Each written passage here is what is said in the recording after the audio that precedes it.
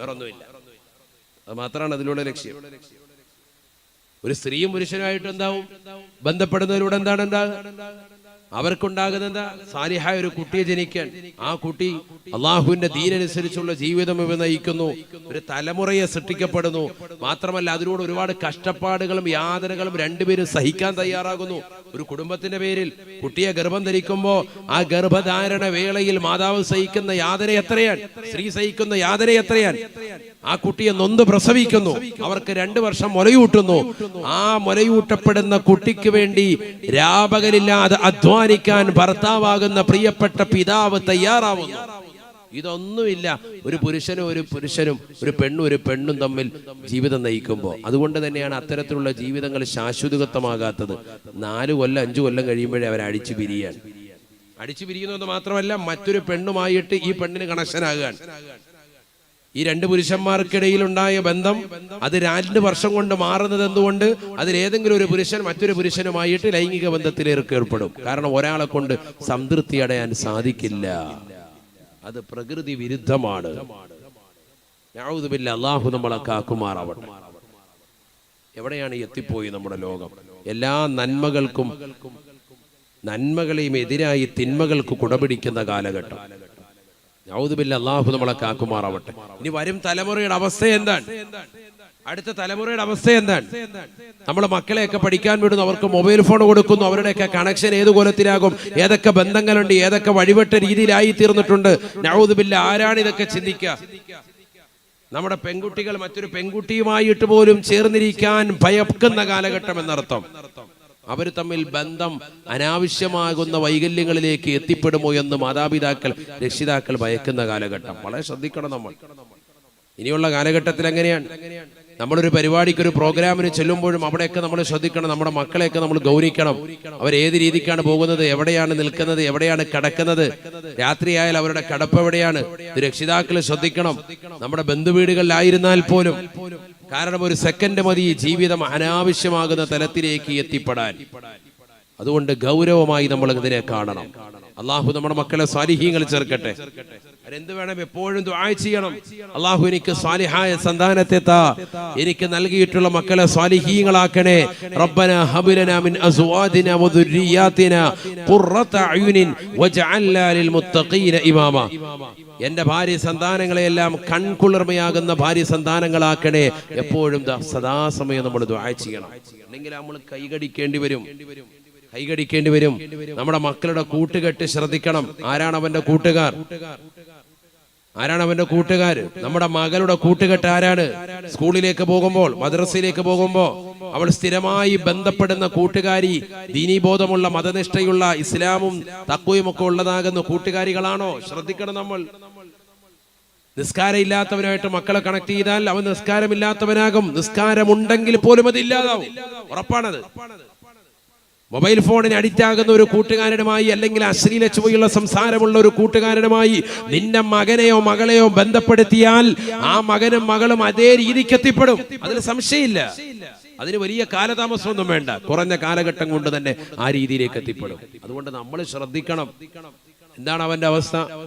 خلي خلة الخذلان خوف الخاتمة خالل خليلا خامل الوصف من الخلخال خال لا إله إلا الله.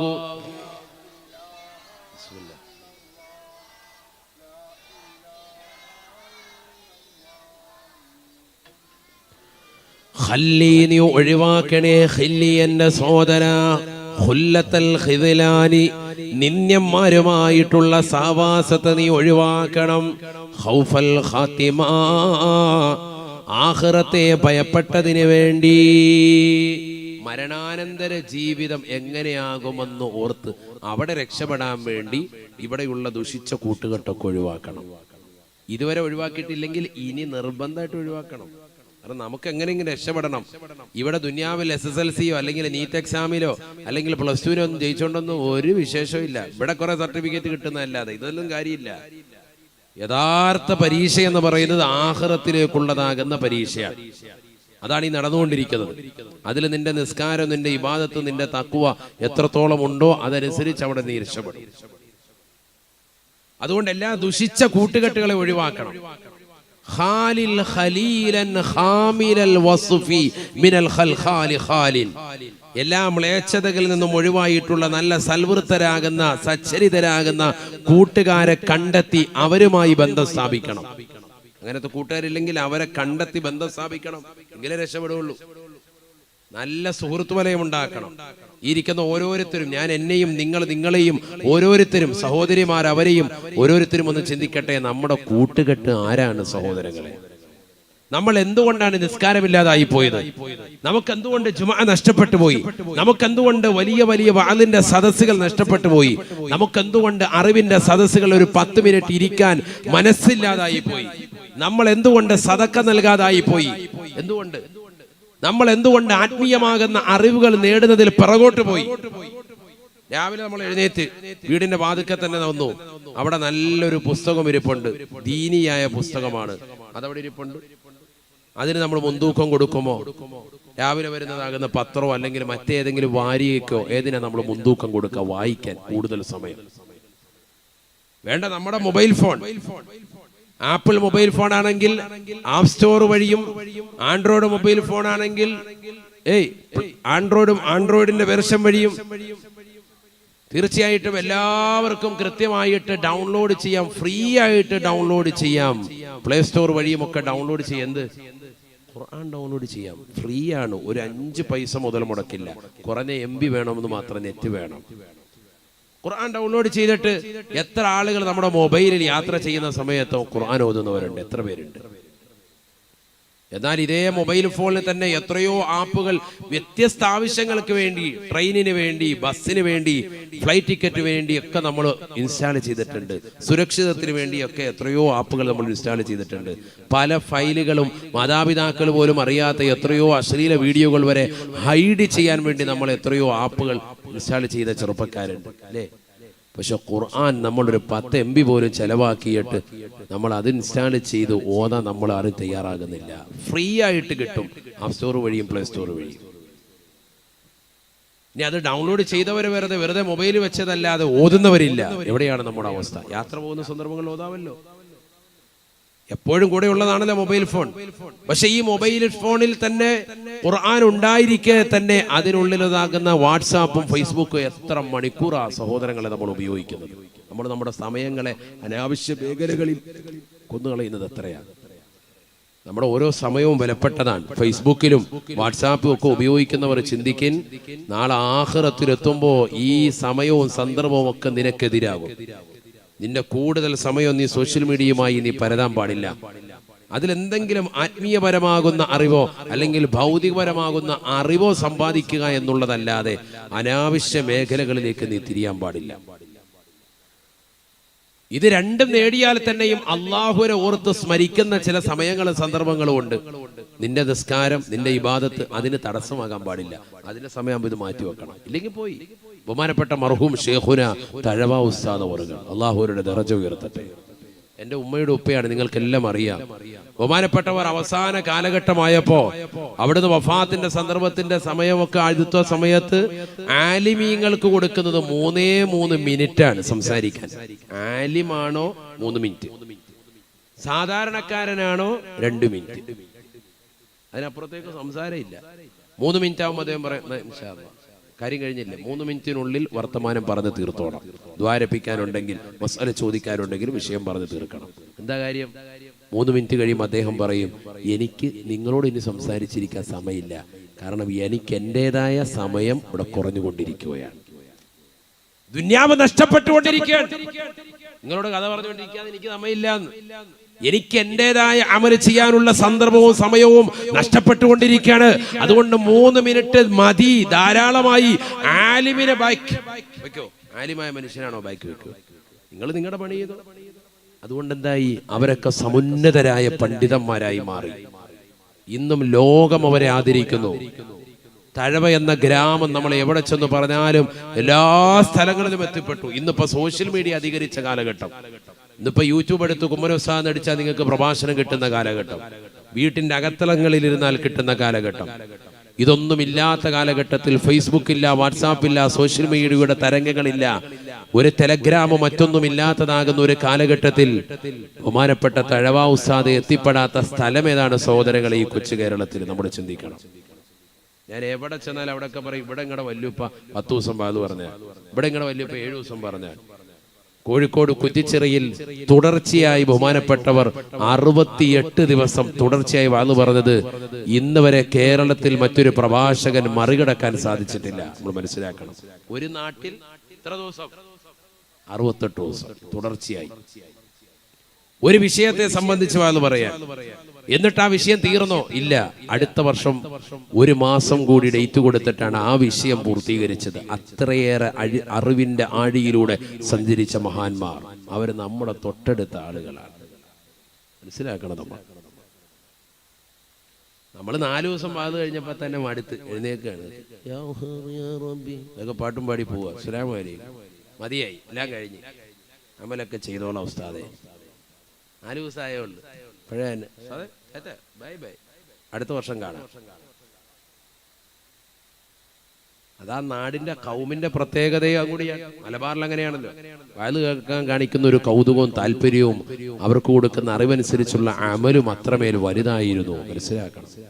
അള്ളാഹു തൗഫീഖ് നൽകട്ടെ, അള്ളാഹു തൗഫീഖ് നൽകട്ടെ. ഞാൻ എന്തിനാ ഇത് പറഞ്ഞത്? നമ്മൾ നമ്മുടെ സമയങ്ങളെ വിലക്കെടുക്കണം എന്നർത്ഥം. സമയം അൽ വഖ്തു അംഫാസുൻ ഇല്ലം തഖ്തഅഹു ഖതഅക. സമയം വളരെയേറെ വിലപ്പെട്ടതാണ്. നീ അതിനെ മുറിച്ചു കടന്നിട്ടില്ലെങ്കിലും നിന്നെ അത് മുറിച്ചു കടക്കുമെന്ന് ബഹുമാനപ്പെട്ട ഇമാം നവവി റഹ്മത്തുള്ളാഹി അലൈഹി അവിടുന്ന് രേഖപ്പെടുത്തുകയാണ്. മിൻഹാജിന്റെ തുടക്കത്തിൽ ഈ വാക്യം കാണാം. ശ്രദ്ധിക്കണേ നിങ്ങൾ, സമയം വളരെ വിലപ്പെട്ടതാണ്. ഓരോ സെക്കൻഡ് ബൈ സെക്കൻഡും വിലപ്പെട്ടതാണ്. ഈ രാത്രി നമുക്കിനി തിരിച്ചു വരൂല. ഇന്ന് കഴിഞ്ഞു പോയതാകുന്ന പകൽ ഇനി ഒരിക്കലും നമ്മുടെ ജീവിതത്തിലേക്ക് തിരിച്ചു വരൂല. അത് കഴിഞ്ഞുപോയി. നാളെ നമുക്ക് കിട്ടുന്ന പകൽ നാളെ വൈകിട്ടോടുകൂടി തീരാൻ ഇനി ഒരിക്കലും തിരിച്ചു വരാത്തില്ല. മനസ്സിലാക്കണം. ഈ 2022 വർഷം നമ്മളിൽ നിന്ന് ഇങ്ങനെ കൊഴിഞ്ഞു പോയിക്കൊണ്ടിരിക്കുകയാണ്. ഈ കൊല്ലം കഴിഞ്ഞാൽ പിന്നെ നമ്മളിലേക്ക് വരൂല. 2021 വരാത്തതുപോലെ, 20 വരാത്തതുപോലെ, അതിനു മുമ്പുള്ളതാകുന്ന 2019 വരാത്തതുപോലെ ഓരോ വർഷങ്ങളും നമ്മളിൽ നിന്നും കൊഴിഞ്ഞു പോകുന്നു. ദിവസങ്ങളും മണിക്കൂറുകളും സെക്കൻഡുകളും കൊഴിഞ്ഞു പോയിക്കൊണ്ടിരിക്കുക. എന്ത് പെട്ടെന്നാണ് കഴിയുന്നത്. ഒരു കൊല്ലം എന്ത് പെട്ടെന്ന്, ഒരായുസ് എന്ത് പെട്ടെന്ന്. റസൂലുള്ള പറഞ്ഞു, ഒരു വർഷം ഒരു മാസമായി, ഒരു മാസം നിനക്കൊരാഴ്ചയായി, ഒരാഴ്ച നിനക്കൊരു ദിവസമായി, ഒരു ദിവസം ഒരു മണിക്കൂറായി, ഒരു മണിക്കൂർ ഒരു മിനിറ്റായി, ഒരു മിനിറ്റ് ഒരു സെക്കൻഡായി തോന്നുന്ന ഘട്ടം വന്നാൽ അത് ലോകാവസാനത്തിന്റെ അടയാളമാണ്. ഹബീബ് റസൂലുള്ളാഹി ആ ഒരവസ്ഥയിലേക്ക് എത്തിയില്ലേ? അതുകൊണ്ട് ഇനി ശരിക്കമൽ ചെയ്യണേ. ഇല്ലെങ്കിൽ വലിയ ഖേദമാണ്, ദുഃഖമാണ്.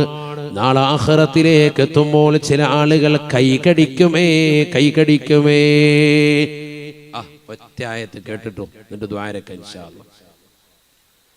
ബിസ്മില്ലാഹിർ റഹ്മാനിർ റഹീം. ويوم يعض الظالم على يديه يقول يا ليتني اتخذت مع الرسول سبيلا يا ويلتى ليتني لم أتخذ فلانا خليلا لقد أضلني عن الذكر بعد إذ جاءني وكان الشيطان للإنسان خذولا. പരിശുദ്ധമായ ഖുർആനിലൂടെ അല്ലാഹു സുബ്ഹാനഹു വ തആല ഓർമ്മപ്പെടുത്തുകയാണ്, ഈ ദുനിയാവിൽ അക്രമങ്ങൾ പ്രവർത്തിച്ചുകൊണ്ട് നടന്നതായ ആളുകൾ, നല്ലൊരു കൂട്ടുകെട്ട് കിട്ടാതെ മോശമാകുന്ന പ്രവർത്തനങ്ങളുമായി ഹറാമാകുന്ന ജീവിതത്തിലൂടെ കാഴ്ചവെച്ച് നടന്ന ആളുകൾ, സിനിമ കാണാനും സീരിയൽ ദർശിക്കാനും മോശപ്പെട്ടതാകുന്ന തലത്തിലേക്ക് കണ്ണ് പായിക്കാനും കൂട്ടുകാരുമായി കറങ്ങി നടന്ന ആളുകൾ, ബീവറേജിന്റെ മുന്നിൽ നിന്നുകൊണ്ട് സഹായിക്കാൻ നിനക്ക് കൂട്ടുകാരുണ്ടായിരുന്നു, നിന്നെ സിനിമാ തിയേറ്ററിൽ ടിക്കറ്റ് എടുക്കാൻ നിനക്ക് കൂട്ടുകാരുണ്ടായിരുന്നു, ബ്ലാക്കിന് ടിക്കറ്റ് വിറ്റ് തരാൻ നിനക്ക് കൂട്ടുകാരുണ്ടായിരുന്നു, നിനക്ക് ലോട്ടറി എടുക്കാൻ പഠിപ്പിച്ചതായ കൂട്ടുകാരനുണ്ടായിരുന്നു. ഈ കൂട്ടുകാരെ കൊണ്ട് നാളെ ആഖിറത്തിൽ നീ ഖേദിക്കുന്ന രംഗമാണ്. പരിശുദ്ധമായ ഖുർആൻ അല്ലാഹു സുബ്ഹാനഹു വ തആല പറയുകയാണ്, വയൗമ യഉല്ലാലിമു അലാ യദൈഹി. അക്രമം മാത്രം പ്രവർത്തിച്ചതാകുന്ന അക്രമിയായ വ്യക്തി നാളെ ആഖിറത്തിൽ പടച്ച റബ്ബിന്റെ ദർബാറിൽ അവൻ കൈ കടിച്ചുകൊണ്ട് വിളിച്ചു പറയുകയാണ്. എന്തിനാണ് അവന് കൈ കടിക്കുന്നത്? നന്മയുടേതാകുന്ന പ്രവർത്തനം അവനില്ല, അവന് നമസ്കാരം ചിട്ടവെക്കാൻ സാധിച്ചിട്ടില്ല, ഇബാദത്തുകൾ കുറവാണ്, പരിശുദ്ധമായ ഇബാദത്തുകൾ വളരെ കുറവാണ്, നന്മയാർന്ന പ്രവർത്തനങ്ങൾ ചെയ്യാനുള്ള അവസരങ്ങൾ ഉണ്ടായിരുന്നു, പക്ഷേ നഷ്ടപ്പെടുത്തി കളഞ്ഞവനാണ്. കൈ കടിച്ചുകൊണ്ടവൻ വിളിച്ചു പറയുകയാണ്, യാ വൈലതാ ലൈതനീ ലം അത്തഖിദ് ഫുലാനൻ ഖലീലാ. ഇന്നാലിന്ന കൂട്ടുകാരനെ കൂട്ടുകാരനാക്കാതിരുന്നെങ്കിൽ എത്ര നന്നായിരുന്നു. അവനല്ലേ എനിക്ക് തിയേറ്റർ പരിചയപ്പെടുത്തിയത്, അവനല്ലേ എനിക്ക് സിഗരറ്റ് വലിക്കാൻ പഠിപ്പിച്ചത്, അവനല്ലേ ഹറാമാകുന്ന തലത്തിലേക്ക് എന്നെ കൊണ്ടുപോയിട്ടുള്ളത്, അവനാണ് ഇന്ന സ്ഥലത്ത് ഇന്ന പെണ്ണുണ്ടെന്ന് പറഞ്ഞ് എന്നെ ആദ്യമായി സ്ത്രീകൾക്ക് ഒരു താല്പര്യം എന്നെ ജനിപ്പിച്ചത്. അന്യ പെണ്ണിന്റെ ശരീരത്തിന്റെ ഇക്കിളിപ്പെടുത്തുന്ന ഭാഗങ്ങൾ ഓരോ ഫോട്ടോകൾ മൊബൈൽ ഫോണിലൂടെ കാണിച്ച് എന്റെ ഹൃദയത്തെ ഇളക്കിയവൻ അവനാണ്. എന്റെ ഹൃദയത്തിൽ വ്യഭിചാരത്തിന്റെ ചിന്ത നൽകിയവൻ അവനാണ്. ഹറാമാകുന്ന തലത്തിലേക്ക് ഞാൻ നോക്കാൻ തുനിഞ്ഞത്, അതിനുവേണ്ടി ഞാൻ മൊബൈൽ ഫോണിലേക്ക് നെറ്റ് കണക്ഷൻ ഞാൻ എടുത്തത്, വാപ്പയുടെ പോക്കറ്റിൽ നിന്ന് പൈസ അടിച്ചു മാറ്റിയത്, ഉമ്മയുടേതാകുന്ന തൈല പാത്രത്തിൽ നിന്ന് ഞാൻ ആദ്യമായി പൈസ കട്ടെടുത്തിട്ട് അതിലൂടെ നെറ്റ് റീചാർജ് ചെയ്തത്, ഞാൻ എന്റെ മോശമാകുന്ന തലത്തിലേക്ക് ഈ സിനിമ കാണാനാണ്, ഫോട്ടോ ദർശിക്കാനാണ്. അങ്ങനെ ഞാൻ ഫേസ്ബുക്ക് അപ്ലോഡ് ചെയ്തു, വാട്സാപ്പ് അപ്ലോഡ് ചെയ്തു, ടെലഗ്രാം കൊണ്ട് നടന്നു, അതിലൂടെ കൂട്ടുകാരികളുമായി കണക്ഷനായി, രാത്രിയുടെ യാമങ്ങളിൽ ചാറ്റിംഗ് ആയി, WW അടിച്ചുകൊണ്ട് അശ്ലീല ലോകത്തേക്ക് മോശപ്പെട്ട ബ്ലൂ ഫിലിമുകൾ കാണാനുള്ള ത്വരയായി. ഹറാമ് എന്റെ ഹൃദയത്തിൽ മുട്ടിട്ട് വളരുകയാണ്. അയൽപക്കത്തെ പെണ്ണുമായി ശാരീരിക ബന്ധത്തിൽ ഏർപ്പെടാൻ എന്റെ ഇത്തയുടെ പ്രായമുള്ള പെണ്ണിനെ ഞാൻ കടന്നു പിടിക്കാൻ തയ്യാറായി. ഒരു വേള പ്രവാസ ലോകത്തുള്ളവരുടെ പ്രിയപ്പെട്ടതാകുന്ന ഭർത്താവിനെ മറന്ന് അവർ ഞാനുമായി ശാരീരിക ബന്ധത്തിൽ ഏർപ്പെട്ട് ഹറാമാകുന്ന തലത്തിലേക്ക് പോയി. എന്റെ ജീവിതം മുഴുവനും ഹോമിക്കാൻ കാരണം വർഷങ്ങൾക്ക് മുമ്പ് എന്റെ കൂട്ടുകാരൻ കാണിച്ചതാകുന്ന ഇക്കിളിപ്പെടുത്തുന്ന ഒരു ഫോട്ടോയുടെ പശ്ചാത്തലമാണ്. തിരിഞ്ഞു നോക്കുമ്പോൾ തെറ്റിന്റെ കൂമ്പാരമാണ്, ഹറാമിന്റെ കൂമ്പാരമാണ്. കള്ളു കുടിച്ചത് എത്രയെത്ര രാവുകളാണ്, എത്രയെത്ര സിനിമകളാണ് കണ്ടത്, ഏതൊക്കെ തിയേറ്ററുകളാണ് പോയത്, ഏതൊക്കെ ഹറാമാകുന്ന പ്രവർത്തനങ്ങളാണ് ചെയ്തത്, ഏതെല്ലാം ഹറാമിലേക്ക് ഞാൻ എന്റെ കൈകൾ പിടിച്ചു അല്ലാ, ഏതെല്ലാം ഹറാമാകുന്ന തലത്തിലേക്ക് ഞാൻ എന്റെ കണ്ണുകൊണ്ട് നോക്കിപ്പോയ അല്ലാ, ഏതെല്ലാം ഹറാമാകുന്ന തലത്തിലേക്ക് ഞാൻ എന്റെ കാലുകൾ കൊണ്ട് നടന്നു പോയിട്ടുണ്ട് റബ്ബേ. ഏതൊക്കെതാകുന്ന പാർക്കിൽ പോയി, ഏതൊക്കെ മാളുകളിൽ പോയി, ഏതൊക്കെ ബീച്ച് റോഡുകളിൽ പോയി, ഏതൊക്കെതാകുന്ന ഗാനമേള ട്രൂപ്പുകളോടൊപ്പം ഗാനമേള കേൾക്കാൻ പോയി, ഏതൊക്കെയാകുന്ന മോശപ്പെട്ട മലീമസമാകുന്ന സദസ്സുകളിലെല്ലാം ഞാൻ എത്തിപ്പെട്ടു പോയി റബ്ബേ. മാത്രമല്ല എന്റെ ഹൃദയം കൊണ്ട് പോലും ഞാൻ തെറ്റ് ചെയ്യുകയാണ്. ഒരു വേള ഉമ്മയെ വ്യഭിചരിച്ചവനാ, ഈ പെങ്ങളെ വ്യഭിചരിച്ചവനായി, സഹോദരിമാരെ വ്യഭിചരിച്ചവനായി, അയൽപക്കത്തുള്ള പല സഹോദരിമാരെ പോലും മനസ്സുകൊണ്ട് വ്യഭിചരിച്ചവനായി എന്റെ ശരീരം മാറ്റപ്പെട്ടു പോയി അല്ലാ. യാ ലൈതനീ ലം അത്തഖിദ് ഫുലാനൻ ഖലീലാ. ഇന്നാലിന്ന മനുഷ്യനുമായി കൂട്ടുകെട്ടാതിരുന്നെങ്കിൽ എത്ര നന്നായിരുന്നു അല്ലാ. ലഖദ് അളല്ലനീ അനിൽ ദിക്ർ ബഅദ ഇദ് ജാഅനീ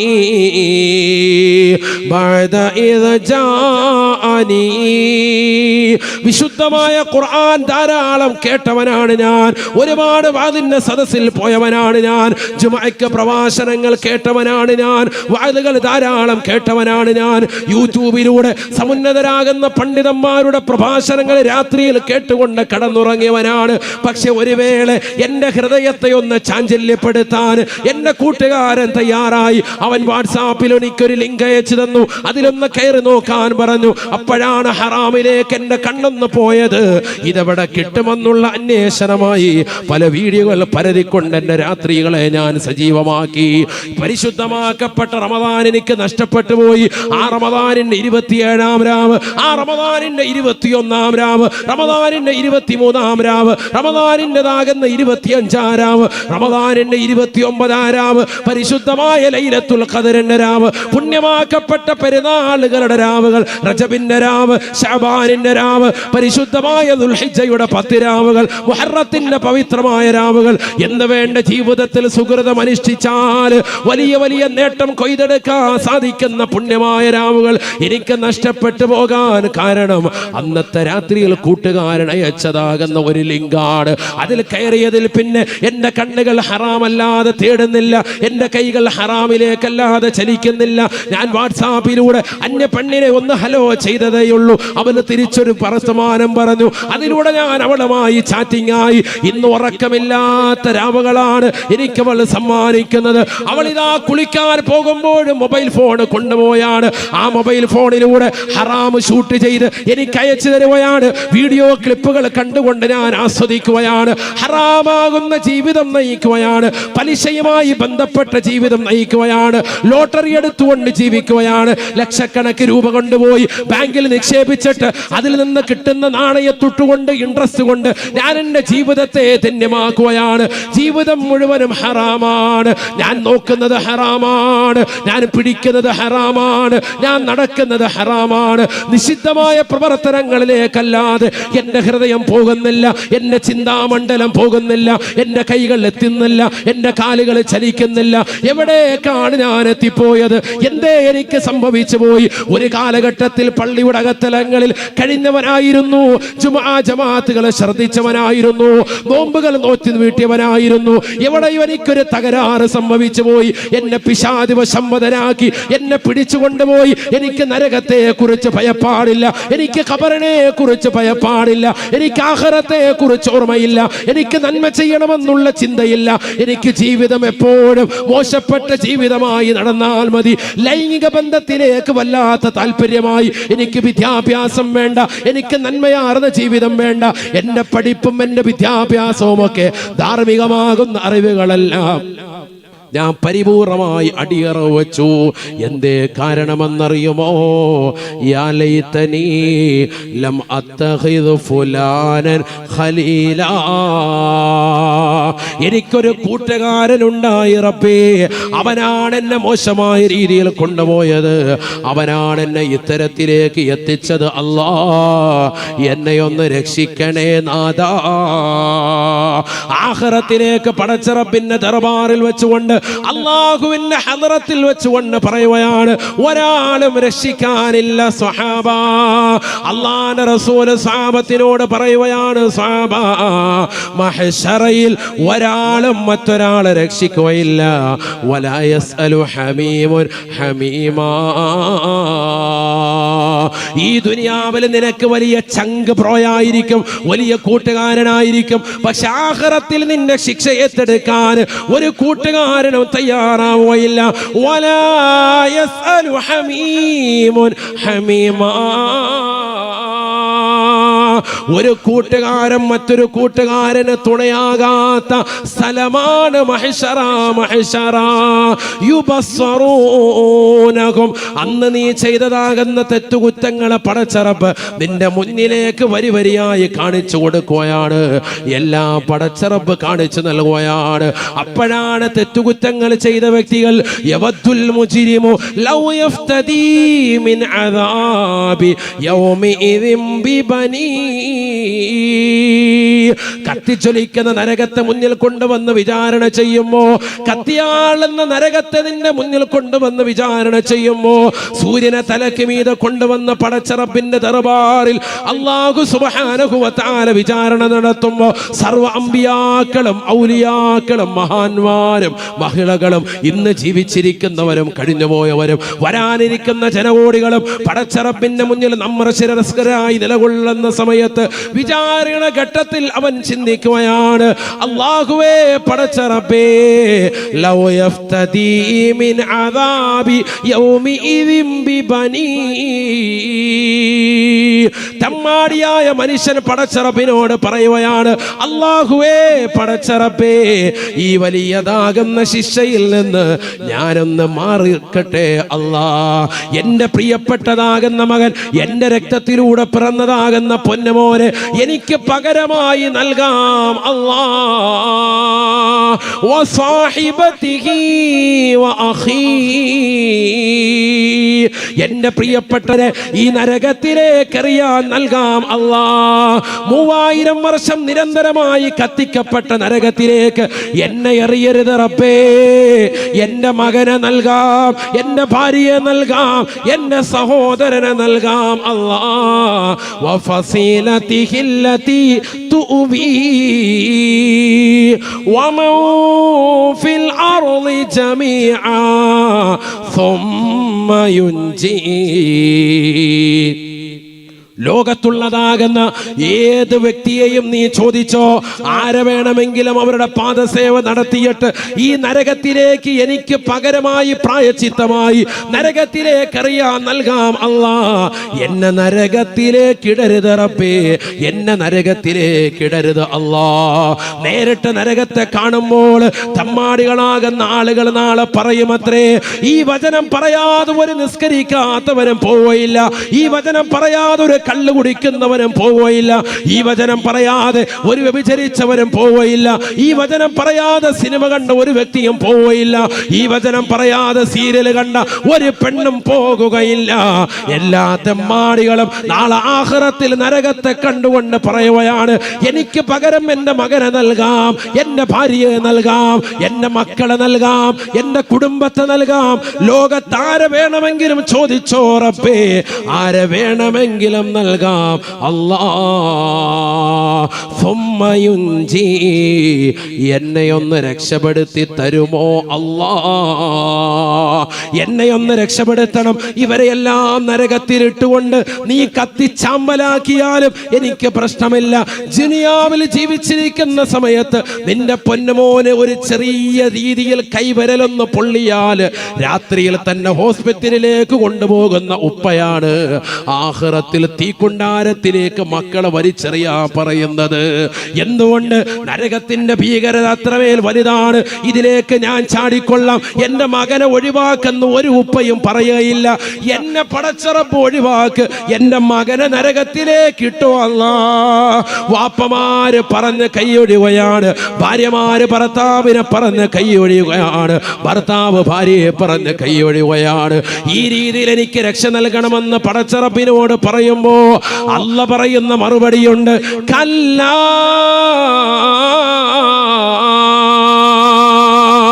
വേണ്ടടാ വേണ്ടടാ, ഇന്നഹാ ലളാ, ആ കാണുന്നത് ലള എന്ന് പറയുന്ന നരകമാണ്. ദുനിയാവിൽ അല്ലാഹു സുബ്ഹാനഹു വ തആലയെ മറന്ന് ജീവിച്ചതാകുന്ന വ്യക്തിത്വങ്ങൾക്ക് വേണ്ടി അല്ലാഹു സുബ്ഹാനഹു വ തആല സൃഷ്ടിച്ചിരിക്കുന്നതായ ലള എന്ന് പറയുന്ന നരകമാണത്. നസാഅതൻ ലിശവാ,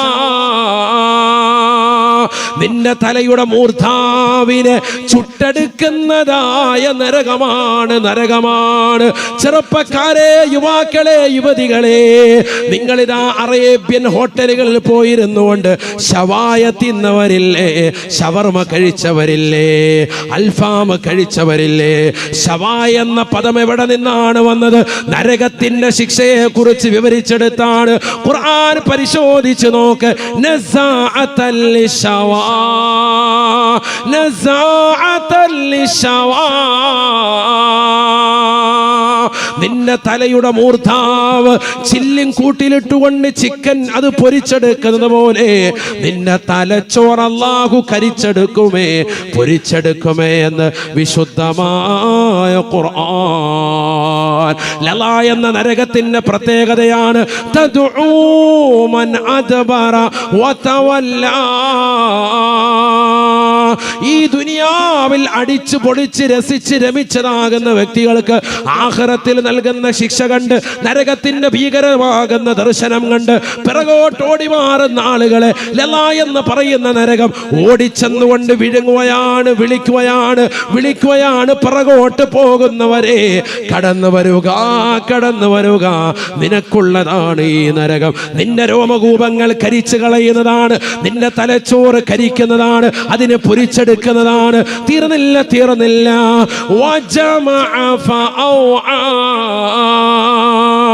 പാവങ്ങൾക്ക് കൊടുക്കാതെ, ദീനീ സ്ഥാപനങ്ങൾക്ക് കൊടുക്കാതെ, ആലിമീങ്ങളെ സഹായിക്കാതെ, മുത്തഅല്ലിമീങ്ങൾക്ക് നൽകാതെ, പള്ളികൾക്ക് കൊടുക്കാതെ, മദ്രസകൾക്ക് കൊടുക്കാതെ, യതീംഖാനകൾക്ക് കൊടുക്കാതെ, പാവങ്ങളുടെ കണ്ണീരപ്പാതെ, നിരാലംബർക്ക് അവലംബമാകാതെ, നിരാശരർക്ക് ആശ്രയത്വം കൊടുക്കാതെ, സ്വന്തം ഭാര്യയ്ക്ക് ചെലവ് കൊടുക്കാതെ, മക്കൾക്ക് ചെലവ് കൊടുക്കാതെ, കുടുംബത്തിന് ചെലവ് കൊടുക്കാതെ, മാതാപിതാക്കളെ ഗൗനിക്കാതെ, കുടുംബത്തിന്റെ കാര്യങ്ങൾ ശ്രദ്ധിക്കാതെ, സ്വന്തം കാര്യം സിന്ദാബാദ് എന്ന് പറഞ്ഞുകൊണ്ട് ദുനിയാവിൽ സമ്പത്ത് കൊണ്ട് അടിച്ച് പൊളിച്ച് രസിച്ച് രമിച്ച് കഴിഞ്ഞുകൂടിയവരെ, സമ്പത്ത് ഒരുമിച്ച് കൂട്ടിയിട്ട് പാവങ്ങളുടെ കണ്ണീരപ്പാതെ നിലകൊണ്ടവരെ, പാവപ്പെട്ടതാകുന്ന സ്ത്രീകൾക്ക് 30-35 കല്യാണ പ്രായമാത്തിയിട്ട് പോലും അവരെ വിവാഹം കഴിപ്പിക്കാൻ വേണ്ടി സിറാജുൽ ഹുദയുടെ പ്രവർത്തകർ കൈനീട്ടുമ്പോ ഞങ്ങളുടെ കയ്യിൽ പൈസയില്ല എന്ന് പറഞ്ഞ് പണമുണ്ടായിട്ടും തിരിഞ്ഞു നിന്നതായ ആളുകളെ, ഒരു ഗ്രാം പോലും കൊടുക്കാതെ, ഒരു നയാ പൈസ പോലും കൊടുക്കാതെ, പാവപ്പെട്ടവന്റെ കണ്ണീരപ്പാതെ, നിരാരംഭർക്ക് അവലംബമാകാതെ, ദുനിയാവിൽ അടിച്ച് പൊളിച്ച് ലുലുമാളിലുമൊക്കെ കറങ്ങി നടന്നതാകുന്ന ചെറുപ്പക്കാരാ, രക്ഷിതാവേ, സഹോദര, നിന്നെ ഇദാ ലള എന്ന് പറയുന്ന നരകം വിളിക്കുകയാണ്.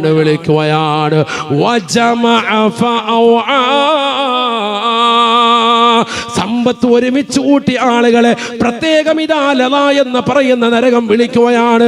നിന്നെ കരിച്ചു കളയാൻ തയ്യാറാവുകയാണ്.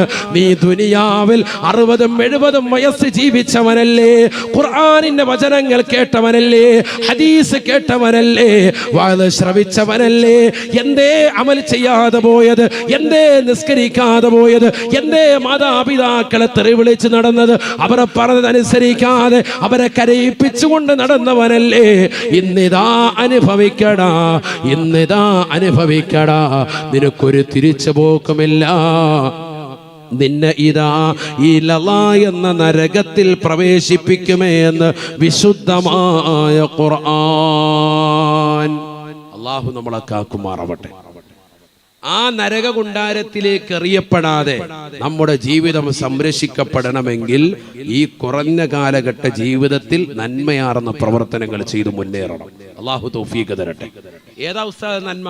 ഏതെല്ലാം നന്മകൾ നമുക്കറിയാമോ ആ നന്മകളെല്ലാം, നീ നടക്കുന്ന വഴിയിൽ ഒരു മുള്ള് കടന്നാൽ അതെടുത്ത് മാറ്റുന്നത് വരെ നന്മയാണ്. സയ്യിദുനാ റസൂലുള്ളാഹി. ഇപ്പൊ വാത് കഴിഞ്ഞ് അങ്ങോട്ട് പോയി, അപ്പൊ ഒരു ഓല വീണ് കിടക്കാൻ, അതെടുത്ത് മാറ്റലാണ് ഖൈർ. മാറ്റി കൊടുക്കുക. റോഡിൽ വീണ് കിടക്കാൻ, അതാരാണ് ആ ഉടമയ്ക്ക് അങ്ങോട്ട് കൊടുക്കുക.